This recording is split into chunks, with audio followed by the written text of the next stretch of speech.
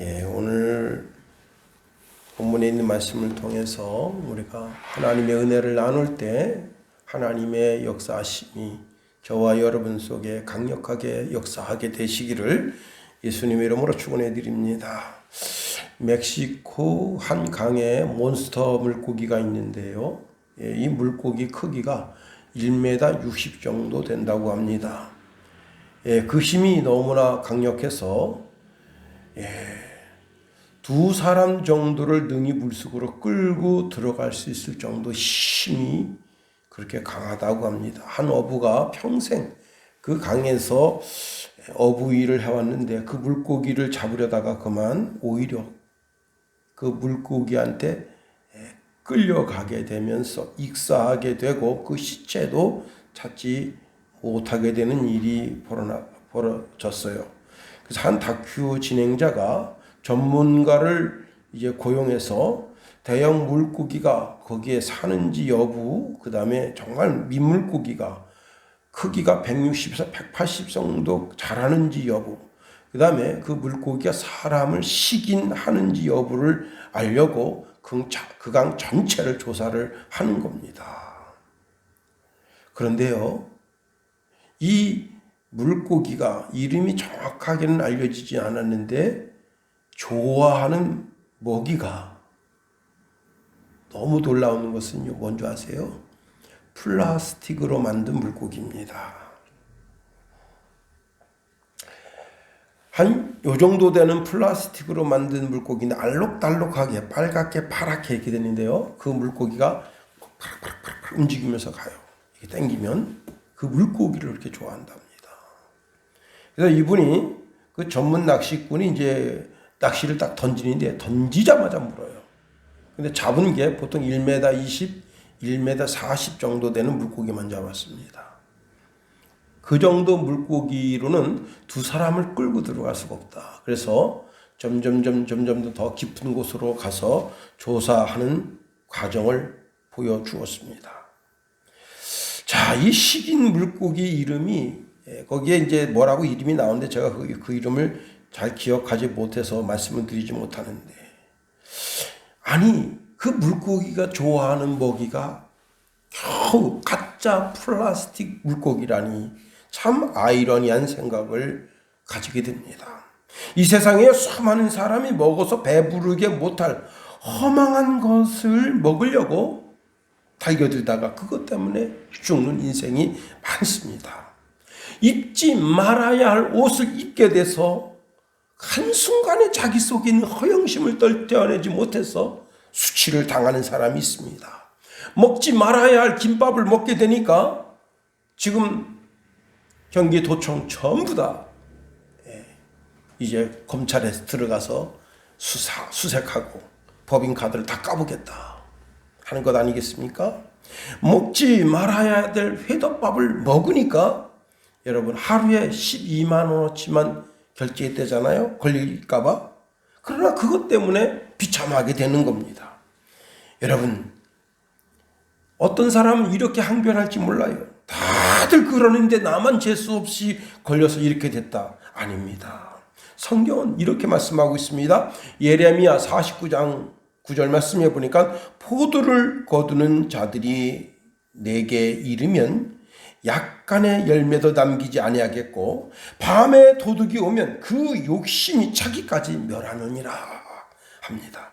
자기 욕심이 만족할 때까지, 자기 욕심이 자라서 자기 자신을 죽이는데도 그 욕심대로 행동한다는 거예요. 야고보서 1장 15절에 보니까 욕심이 잉태한 즉 죄를 낳고 죄가 장성하여 사망을 낳느니라 말씀합니다. 자, 오늘 본문의 말씀에 들어가 보세요. 한 레위인이 자기가 본처가 있음에도 불구하고 첩을 두면서 이 일이 일어난 거예요. 첩을 둔다는 것은, 그것도 레위인이 첩을 두었다고 하는 것은 하나님의 말씀을 가르치는 자로서 창조 질서에 위배된다는 사실을 왜 몰랐겠습니까? 말라기서 2장 15절에 보니까 그에게는 영이 충만하였으나 오직 하나를 만들지 아니하셨느냐, 어찌하여 하나만 만드셨느냐, 이는 경건한 자손을 얻고자 하심이라. 그러므로 내 심령을 삼가 지켜 어려서 맞이한 아내에게 거짓을 행하지 말지니라 그랬습니다. 하나님은 수백 수만의 영을 만들 수 있었다는 거예요. 그 말은 뭐냐면 수백 수만의 여자들을 만들어서 아담에게 아내로 안겨줄 수 있었지만 하나님이 오직 한 영만 만드신 이유가 무엇이겠느냐? 그것은 경건한 자손을 얻게 하기 위함이었다는 거예요. 그러면서 내가 어려서 얻은 조강지처를 버리지 마라. 이것이 하나님의 본뜻이라는 거예요. 에덴 동산에 아담 한 사람, 하와 한 사람을 지으신 하나님의 본뜻을 이해하라는 거예요. 그 본뜻을 따라 살라는 거예요. 자, 그런데 첩을 두었는데 그 첩이 부정한 짓을 저질러서 처가로 도망했습니다. 그러면 그냥 살 것이지. 또 찾아가서 문제를 일으키고 이로 인해서 전쟁이 일어나서 베냐민 지파 26,700명의 군사 가운데 26,100명이 죽고 겨우 600명만 사람 남아서 람몬 바위 굴에 들어가 지금 넉 달 동안 거기서 피신하고 있습니다. 뒤늦게 이스라엘 장로들이, 이스라엘 군대 지휘관들이 이건 뭔가 잘못됐다 뉘우치고 그 전쟁에 참여하지 않은 야베스 길리앗 사람들을 다 진멸하고 거기서 처녀 400명을 얻어서 베냐민 지파가 되살아나도록 하는 일에 전신전력을 다 했다고 하는 것이 오늘 사사기 21장의 내용입니다. 그나마 정신을 차리고 보니까 한 지파를 자기 자신들이 망가뜨린 거예요. 이제라도 뉘우쳐서 아내를 얻게 하니 그나마 다행이라 하는 사실입니다. 그래서 베냐민 지파는 다시 내려와서 성을 재건하고 아내를 얻어서 그리고는 그 역사를 다시 써나가게 됐다 하는 거예요. 여러분, 싸우고 다투면 후회할 뿐입니다. 가슴 찢어질 일밖에 없어요. 그러나 사랑하고 화목하면 두고두고 감사할 일만 되는 겁니다. 지금 러시아하고 우크라이나 전쟁합니다. 전쟁을 당하는 그 땅에 사는 주민들도 괴로운 일이고 푸틴과 그 정권과 군 관계자들도 괴로운 일이에요. 말로 다 서로 화해해서 해결할 수 있었으면 얼마나 좋았겠어요. 전쟁하니까 온 국민이 지금 다 푸틴을 질타하고 있지 않습니까? 그렇습니다.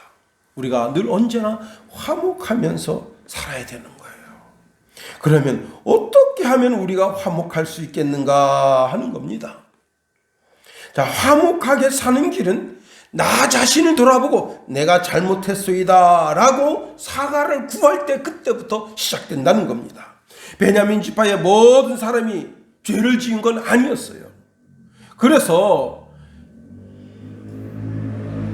이제 기브와 성 사람 그 성의 몇 명의 불량배 그 건달들이 저지른 죄를 그 몇 명만 책임을 묻고 그들만 태장으로 때리든지 아니면 뭐 심하게 사형을 시키든지 해서 그 문제를 해결했더라면 얼마나 좋았겠어요.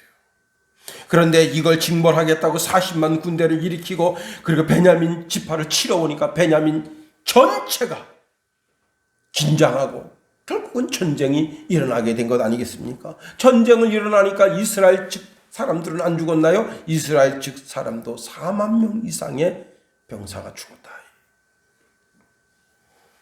이 모든 것을 뉘우치고 가만히 생각해 보니까 그 몇 사람 대여섯 놈 때문에 우리 4만 명이 죽고 베냐민 지파 전체가 다 사라지고 겨우 600명만 살아남았다. 이거 크게 잘못했구만. 뭔가 잘못돼도 크게 잘못됐어.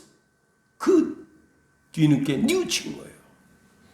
그리고는 이제 그 장로들과 군 수뇌부에 있는 사람들이 우리 베냐민 지파에 가서 우리 잘못했다고 빕시다 하고는 전부 몰려와서 형제 여러분 우리가 잘못했소이다. 우리가 젊은이들의 젊은 혈기로 하지 말아야 할 잘못을 저지른 그 부분만 엄하게 다스리고 해결해 해결점을 봤어야 되는데 일이 너무 확대가 돼서 이렇게 됐으니 미안하고 하고 먼저 가서 고개를 숙이고 사과를 청한 겁니다. 여러분, 악에 대한 대치를 하겠다고 악에서 악을 내본들 악한 것밖에 나올 것이 없습니다.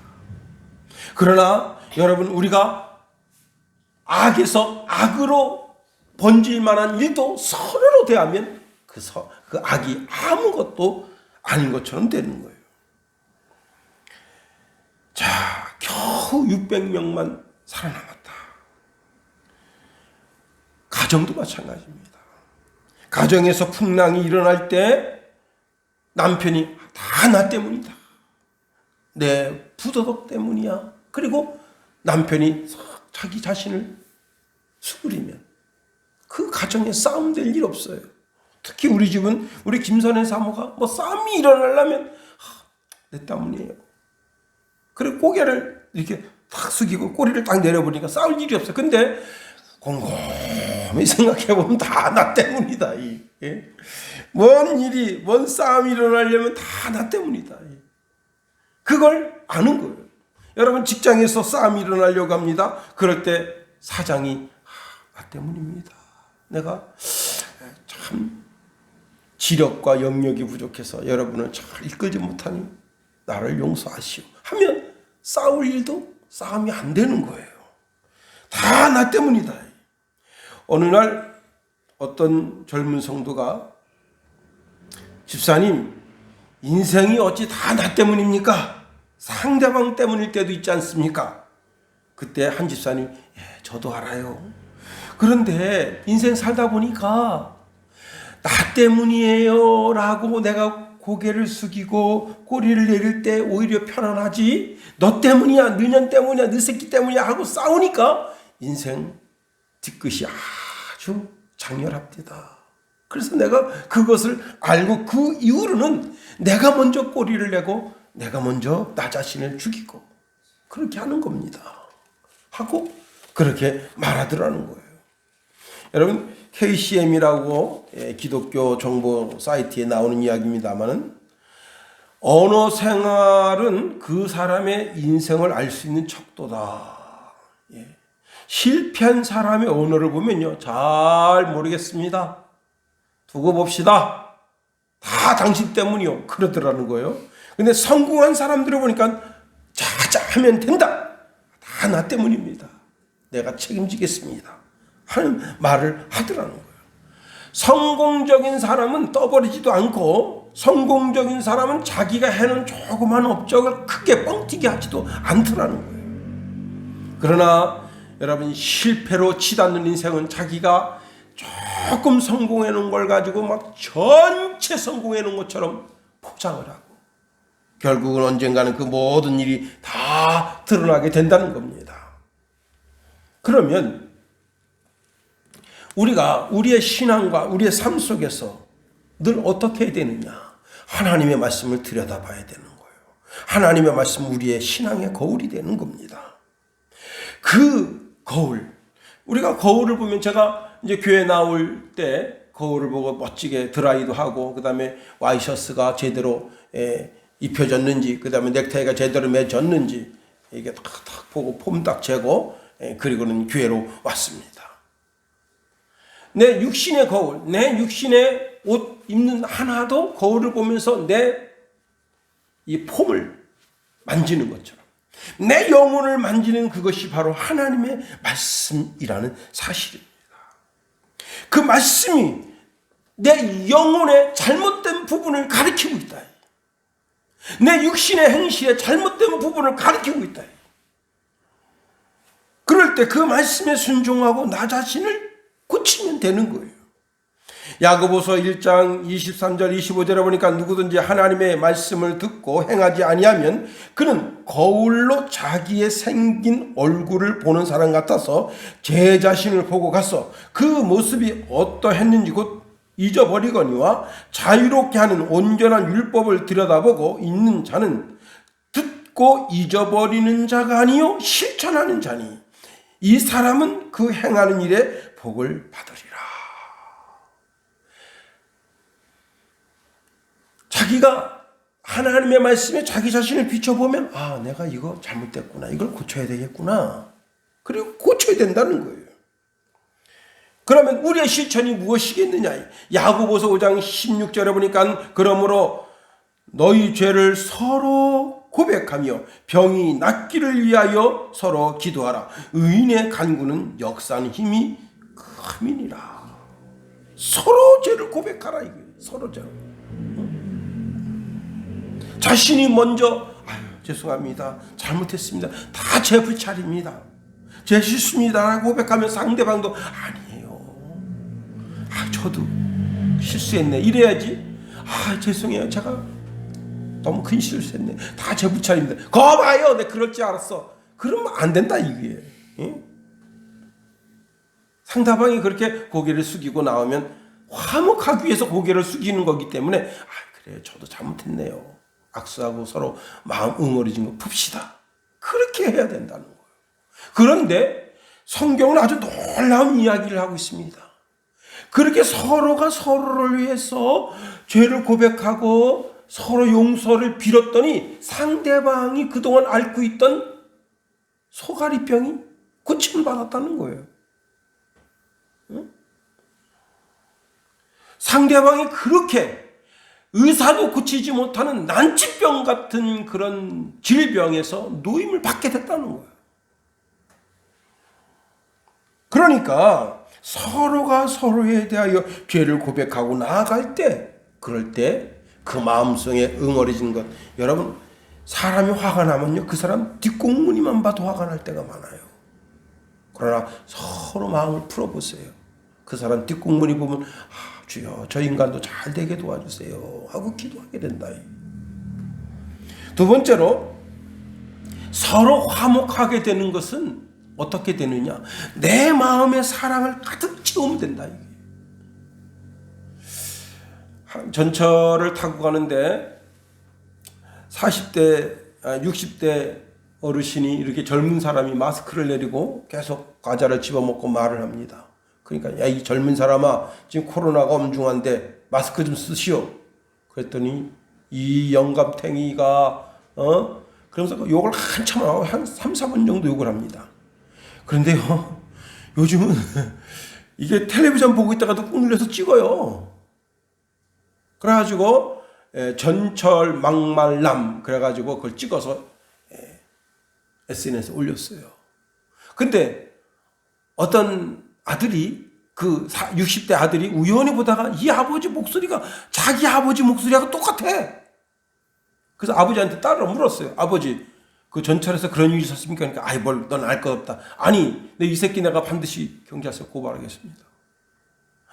그렇게 하지 말아라. 아닙니다. 그래가지고 지금요 현 상태에서 지금 수배하고 있습니다. 그 새끼 누군지 알려달라. 전화번호 알려주는 사람 살해한다.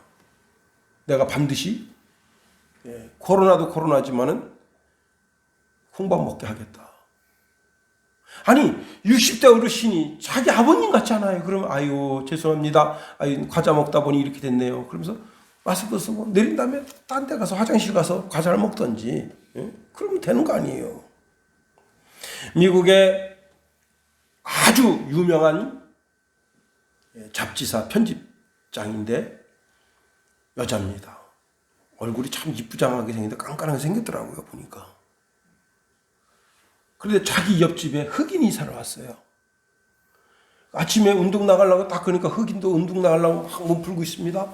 그러니까 갑자기 손가락으로 야 너 이 집 네가 네 돈 주고 샀냐? 그래 샀냐? 그러니까 그렇다 내가 어느 증권회사 내가 직원인데 돈 많이 벌어서 내가 이 집 샀다 하니까 흑인 놈이 이런 집 살 수 없다. 그리고 막 욕해댑니다. 그런데 여기도 SNS로 누가 찍어가지고 그걸 올렸어요. 일파만파 퍼졌습니다. 이 여자가 얼굴도 이쁜데 욕도 잘한다. 그래가지고 결국은 어떻게 됐느냐.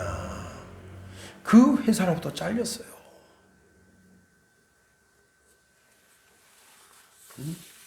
누가 그 사람 쓰겠어요? 참 기가 막히죠. 우리 마음속에 온유한 마음이 가득해야 되는 거예요. 선한 마음이 가득해야 되는 거예요. 사랑의 마음이 가득해야 되는 거예요.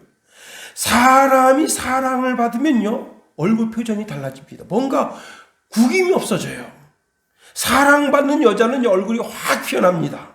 그래서 사랑받는 여자는 얼굴이 확 피어나니까 옆에 사람이 너 지금 연애 중이지? 하고 물어본다고요.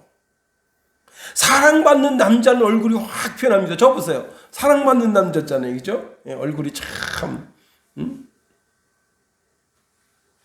여러분, 사랑받는 사람은 언제나 얼굴이 밝고 아름답고, 사랑받는 부모님, 사랑받는 자녀, 사랑받는 남편, 사랑받는 아내, 여러분, 그 사랑의 원천이 그 속에 있기 때문에 얼굴이 환하고 밝은 거예요. 사랑받지 않는 사람 딱 보세요.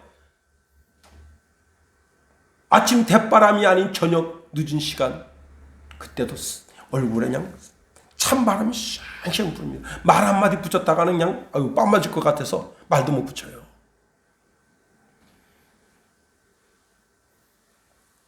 파키스탄의 한 소녀가 태어난 지 8개월 되던 무렵에 목을 다쳐서 이렇게 90도로 꺾였어요. 목이 이렇게 90도로 꺾여서 살아갑니다. 참 얼굴 이쁘장하게 생겼는데, 그렇게 해서 이제 애가 거의 8살 정도까지 됐어요. 학교 가도 아무도 같이 친구가 되어주질 않아요. 그리고 동네 사람들이 뭐라고 하냐면, 쟤는 신의 저주를 받았다. 그래서 저 목이 꺾였다. 야, 참 슬프죠. 응? 그런 이야기를 애들이 아무도 놀아주잖아요.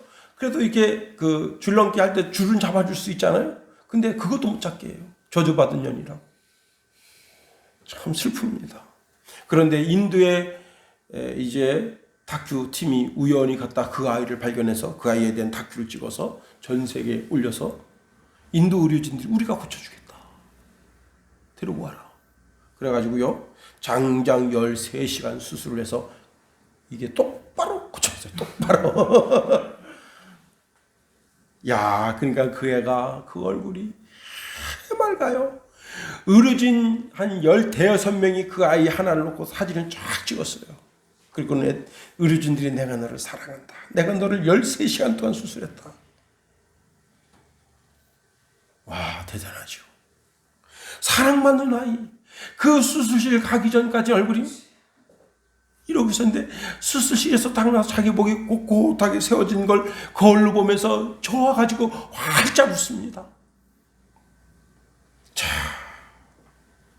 이스라엘 군대 40만이 베냐민을 죽이겠다고 결의했을 때,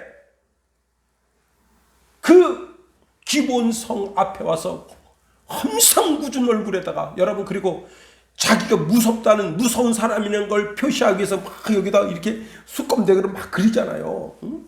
그리고는 딱 서 있는데 완전히 막이 저리 가요. 완전히 굳은 얼굴에다가 지금 당장이라도 네 놈을 베겠다고 하는 그런 살기가 등등한 모습으로 딱 기부와 성에 와 있을 때는 얼마나 살이 떨리는 그런 얼굴이었냐 말이에요. 사람 죽이겠다고 서 있는 얼굴이 그게 보통 얼굴이냐. 그러나 림몬 바위에 지금 찾아온 그 36만의 군대의 얼굴이 다 펴졌어요. 얼굴이 온화하고, 왜? 죄송의 마음, 그 다음에 하나님이 주는 사랑의 마음이 가득 차서, 형제들, 우리가 잘못했어. 우리를 용서해 주시오. 그렇습니다. 그리고는 이제 베냐민 모든 사람을 죽이고 한 600명만 살아남았으니 이 지파를 살려야 되겠다고 하는 결의로 400명의 처녀를 끌고 왔으니, 이거야말로 뭐예요? 사랑의 증표하는 게 뭐가 있어요? 응? 그렇습니다. 그러니 그동안 림몬 바위에서 이 새끼들, 우리가 여기서 더 털기 위해서 이스라엘 한 지파씩 딱 갈아 마시자. 여러분, 이 600명이 오늘날로 말하면 테러 집단이 됐으면 어쩔 뻔봤어요. 테러 집단. 이스라엘 얼마나 무섭습니까? 응? 그리고 베냐민 지파가 얼마나 무서워요? 응? 물맷돌 얼마나 무섭습니까? 테러 집단이 돼가지고 계속 이제 다른 적국하고 힘을 합쳐서 이스라엘 치면 어떡할 거예요? 우리가 최선봉에 설 때는 블레셋이여 우리가 최선봉에 서겠어. 아말렉이여 우리가 최선봉에 서겠어. 이스라엘을 이 땅에서 아주 진이겨 버립시다. 그럼 이거 참 곤란한 것 아니에요. 그런데 고개를 숙이며 사랑의 마음으로 사랑의 징표인 아니 처녀들 400명을 데리고 왔어요. 그 마음이 묻는 거 아니에요. 시편 37편 8절에 보니까 분을 그치고 노를 버리며 불평하지 말라 오히려 악을 만들 뿐이니라. 잠언서 12장 16절에 보니까 미련한 자는 당장 분노를 나타내거니와 슬기로운 자는 수욕을 참느니라. 마귀가 우리의 마음을 헤집고 들어올 수 있는 그 통로가 바로 분노하는 마음이에요. 가인 보세요. 가인은 자기 자신의 예배가 하나님께 연락되지 않을 때 감정이 상했습니다. 그 하나님이 뭐라 말씀하셨어요? 내가 분하여 함이 어찌 됨이냐 안색이 변함이 어찌 됨이냐 너는 선을 행하면 어찌 낫을 들지 못하겠느냐 선을 행하지 아니하면 죄가 문에 엎드려져 있느니라. 죄가 너를 원하나 너는 죄를 다스려라. 이미 상한 감정이 죄로 발전하고 있는 거예요. 그러면 이 상한 감정은 하나님이 주는 게 아니잖아요. 지가 예배가 연락되지 않아서 왜 예배가 연락되지가 않은 거예요? 그 평소의 삶이 죄악된 삶이니까 죄악된 삶 속에 하나님이 은혜를 주실 수가 없어요. 하나님이 영광을 주실 수가 없는 거예요. 그래서 그렇게 된 건데 저 새끼만 없으면 여기서 예배할 사람 나밖에 없으니까 하나님 내 예배 받으시겠지? 그리고는 죽여버린 거예요. 응? 그 상한 마음이 어떻게 됐습니까? 아우를 죽이는 살인자가 된 거예요. 잠언서 29장 22절에 보니까 노하는 자마다 다툼을 일으키고 성내는 자마다 범죄함이 있느니라. 에베소서 4장 26절 27절에 보니까 분을 내어도 죄를 짓지 말며 해가 지도록 분을 뿜지 말고 마귀에게 틈을 주지 마라. 분노하면 그 분노의 마음을 통해서 마귀가 역사한다. 여러분 우리가 분노할 때 분노의 감정을 잘 다스리는 지혜가 있어야 되는 겁니다. 조말생이라는 분을 혹시 여러분이 아시는지 모르는데 조말생은 세종대왕 때 문신으로 어릴 때부터 촉망받는 인재로 머리가 어마어마하게 똑똑했었나 봐요. 세종대왕 즉위되고 4년도 안 됐는데 병조판사가 됐어요. 그런데다가 이 조말생이가 어떤 위치에 서게 됐는가 하면 태왕의 사돈이 된 거예요. 그러니까 이때부터 조말생이가 완전히 날개를 달았어요. 날개. 세종대왕도 어떻게 할 수 없는 날개를 다른 거예요. 다시 말하면 날아가는 새도 떨어뜨릴 만한 그런 권세가가 된 거예요. 세종 8년에 한 소송 사건을 조말생이가 수사하다가 노비 수십 명을 불법으로 받게 됐는데 당시 법에 의하면 뇌물 80관을 받으면 교수형입니다. 그런데 이것은 그 10배나 되는 780관 정도를 받은 돈이 되는 거예요. 그런데 자 이분이 위치가 어느 위치라고요? 사돈인데 보통 사돈이 아니야. 태왕과의 이런 사돈 관계야. 그러니 죽이면 어떻게 되겠어요? 사돈을 죽인 놈 아니야. 응? 그러니까 막 이 사건 하나 잘못 처리하면 왕의 위치도 위험한 거예요. 그러니까 그 태조 이성계인가 그 집안에서도 뻑적뻑적, 그 다음에 이 조말생이 그 집안에서도 뻑적뻑적. 매일 상소가 올라오는데 이런 놈은 능지처참해야 됩니다. 전국에서 올라옵니다. 상소가. 능지처참을 못하면 교수형이라도 하십시오. 교수형을 못하겠으면 약사발 내보내서 사약을 받게 하십시오. 계속 올라와요. 세종이 눈 하나 깜짝하지 않습니다. 그리고 2년 있다가 유배를 보냈어요. 유배 생활도 길게 하지도 않았어요. 1년 8개월 하고 끌어올려서 다시 그때부터 세종대왕이 조말생이를 어떻게 했느냐. 사헌부에도 못 들어오게 하고 그 다음에 의정부에도 못 들어오게 하고 전국 팔도로 뺑뺑뺑뺑뺑 죽을 때까지 돌렸습니다. 나이 78세에 죽었는데 객사하도록. 왕이시여 소신이 몸이 너무 약해서 이 일을 감당할 수 없습니다. 아유 그 사든 그런 섭섭한 말을 하시오. 내가 믿는 사람 당신뿐인데 최전방 가서 오랑캐를 막아주시오. 예? 여러분 한양 따뜻한 데 있던 사람이요 저 평안함도 가서 못 견뎌요. 예? 제가 그 중국에 갔을 때 영하 34도였다 그랬잖아요. 거기는 더해. 영하 40도, 50도예요. 거기 가서 탈탈탈탈 떨면서 방에 아무리 불 지펴도 소용없어. 그렇게 객사하도록 만들었다 이거예요. 여러분, 하나님이 우리를요 감정대로 다스렸다면 살아있을 인생이 아무도 없어요.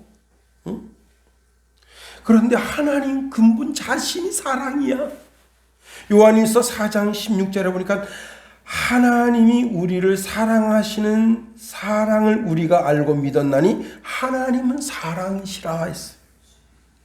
하나님 자신은 사랑 덩어리야. 그래서 우리를 사랑한 거예요. 응? 하나님이 여러분 우리가 하나님의 마음을 상하게 될 때가 많아요. 그럴 때 하나님이 그 상한 마음으로 우리를 다스리면 1000번, 10,000번 죽어.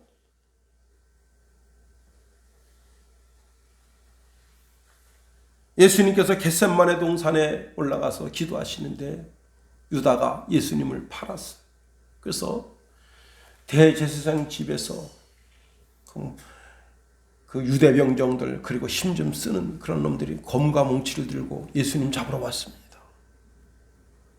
예수님 제일 측근에 누가 있냐면 베드로가 있는데 저기서 유다가 껄떡껄떡 올라오면서 근데 유다 뒤에는 수많은 사람들이 있어요. 이 사람들 누구야? 이 사람들 누구야? 이 사람들 뭐 하는 사람들이야?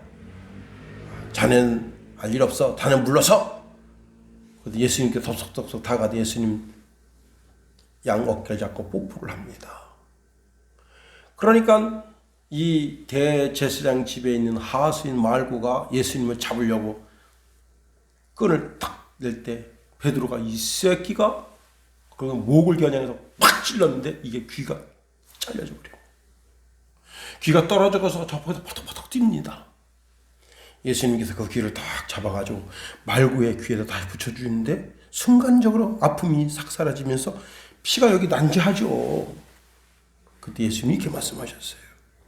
이것까지 참으라. 뭐예요? 자기 선생을 잡으러 왔는데 이건 배신 중에 배신이고 이거는 정말 뭐예요? 오늘날로 말하면 대통령을 척사하러 온 거랑 똑같은 거예요 이게. 근데 주님은 이것까지 참으라 하면서 그 말구의 귀를 붙여주시고 그리고는 자 예수님이 십자가에 달리셨는데 홀라당 벗겨진 거예요. 고추와 불알이 다 보여.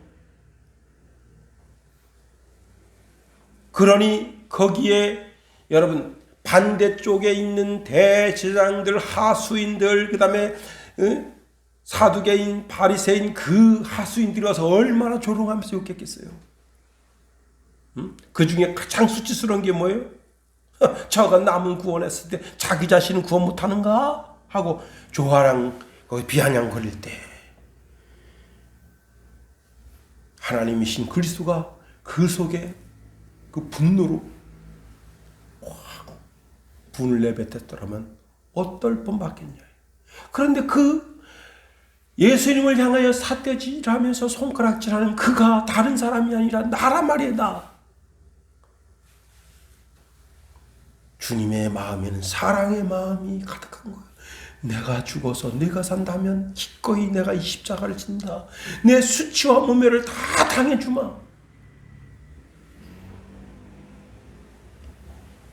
세 번째로 오늘 본문에서 우리가 살피는 것은 우리가 평화롭게 사는 가장 좋은 방법은 무엇이냐? 상대방에게 화평을 선포하는 거예요. 우리 히브리인들은 인사할 때 어떻게 인사합니까? 샬롬 하죠. 샬롬. 편안합니까? 안녕입니까? 우리도 인사할 때 안녕하세요 인사하잖아요. 오늘 본문 13절에 보니까 온 회중이 림몬 바위에 있는 베냐민 자손에게 사람을 보내어 화평을 공포하게 하였더니 그랬습니다. 여러분, 우리는 하루 일과 사는 삶이 다 하나님의 사랑을 선포하며 사는 사람들이에요. 요한복음 3장 16절에 보니까 하나님이 세상을 이처럼 사랑하사 독생자를 주셨으니 이는 그를 믿는 자마다 멸망치 않고 영생을 얻게 하려 하심이라는 사랑의 선포를 하고 계십니다. 여러분, 하나님의 사랑의 선포, 하나님의 평화의 선포. 자, 우리가 하나님을 알기 그 전에는 죄악에 물들었던 바로 그 상태였어요. 막 살아왔어. 그런데 하나님의 사랑이 우리에게 다가오게 되고 그 사랑을 깨닫게 되고 그 사랑 속에서 하나님께로 가까이 나아갔더니 하나님의 평화가 내 삶 속에 들어왔다. 로마서 5장 8절에 보니까 우리가 아직 죄인 되었을 때에 그리스도께서 우리를 위하여 죽으심으로 하나님께서 우리에 대한 자기의 사랑을 확증하셨느니라. 에베소서 2장 14절 이하에 보니까 그는 우리의 화평이신지라 둘로 하나를 만드사 원수된 것 곧 중간에 막힌 담을 자기 육체로 하시고 법조문으로 된 계명의 율법을 폐하셨으니 이는 이 둘이 자기 안에서 한 세 사람을 지어 화평하게 하시고 또 십자가로 이 둘을 한 몸으로 하나님과 화목하게 하려 하심이라. 원수된 것을 십자가로 소멸하셨다. 온 이스라엘 군대가 림몬 바위를 찾았습니다. 이젠 화평하십시다. 화평을 선포하는 거예요. 그런데 여러분, 이 화평을 선포하는 쪽이 어느 쪽인 줄 아세요? 심약한 쪽이 아무리 화평합시다 안 통해요. 지금 우크라이나가 아무리 러시아에 대고 화평합시다 우리 평화조약 맺읍시다 소용없어요. 화평은 힘 있는 사람이 자기 마음을 두드리는 거예요. 다시 말하면 36만 대군이 가서 화평합시다. 우리가 잘못했습니다. 화평합시다. 그럴 때 화평이 되는 거예요. 여러분, 하나님과 우리 사이에 내가 아무리 하나님 화평합시다 소용없어요. 하나님께서 너 나랑 화평하자. 이게 뭐예요? 불공정 계약을 하셨다는 거예요. 우리한테. 하나님이 우리한테는 아주 유리하지만 하나님한테 너무너무 불리한 공정을 세우신 거예요. 하나님 자신이 십자가에 달려서 죽는 수치를 당하시는 그런 불공정 계약을 세우시고, 그리고 이 36만 군대가 아름다운 처녀들을 데려다가 여러분, 만일에 처녀들이 아닌 아주머니들 막 갖다가 데리고 살아요? 그러면 어떻게 될까요? 어떻게 되겠어요? 이 여자는 자기 남편이 죽었단 말이야. 그럼 자기가 이제 베냐민 사람하고 해서 자식을 낳아요. 자식한테 교육시킵니다. 야, 너 있잖아. 잘 들어. 그러면서 얘를 뭘 시키는 거예요? 교육시켜가지고 테러리스트가 되게 하는 거예요. 그래서 싹 죽이고 처녀들은 약감이 없거든.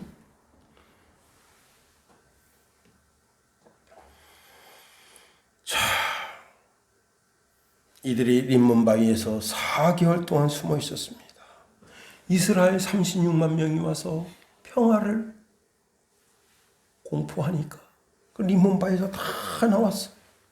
그리고 14절 상반절에 보니까 그때의 베냐민이 돌아온지라 그랬습니다. 화평이 선포되어서만 돌아왔어요. 화평이 선포되지 않았으면 돌아오지 못하는 거예요. 그리고는 이제 야베스 길리앗에서 잡아온 처녀들 아내로 삼게 하고 그 삶의 터전이 안정화되게 되는 작업을 해준 겁니다.